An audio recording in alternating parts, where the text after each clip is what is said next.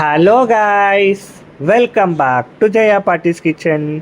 நாங்கள் இன்றைக்கி என்ன வீடியோட வந்திருக்கோன்னா, உங்கள் எல்லாருக்குமே தெரியும் வைகாசி மாதம் பிறந்துடுச்சு. வைகாசி மாதம் வந்தாலே வரதராஜனுக்கு பிரம்மோற்சவம் ஆரம்பிச்சிடும். வருடந்தோறும் இந்த வைகாசி பிரம்மோற்சவம் வரதராஜர் கோவில் காஞ்சிபுரத்தில் ரொம்ப சிறப்பாக கொண்டாடுவாங்க. உங்கள் எல்லாருக்கும் ஏன் வரதராஜனுக்கு வரதராஜன்ற பேர் வந்தது தெரியுமா? அவர் நம்ம கேட்குற வரத்தெல்லாம் கொடுப்பாரு, வரம் தரும் ராஜன். அதனால தான் அவருக்கு வரதராஜன் என்று பேர் வந்தது. அது மட்டும் இல்லாமல் இந்த கருட சேவை ரொம்ப ஒரு ஸ்பெஷலான ஒரு நிகழ்வு.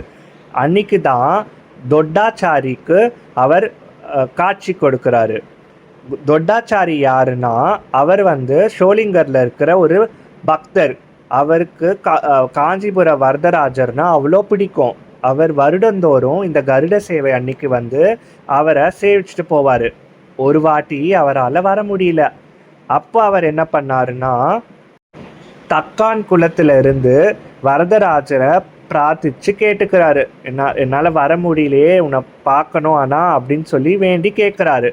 அதனால் வரதராஜர் காஞ்சிபுரத்தில் இருந்துக்கிட்டே இந்த தொட்டாச்சாரிக்கு சேவை சாதிக்கிறாரு. இன்னைக்கு கூட கருட சேவை போது கோபுரத்துக்கிட்ட வரும்போது ஒரு 2 நிமிஷம் கொடையை வச்சு மறைச்சிட்டு ஆர்த்தி காமிப்பாங்க. அது எதுக்குன்னா, இங்கிருந்து அவர் தொட்டாச்சாரிக்கு காட்சி கொடுத்ததுக்காக.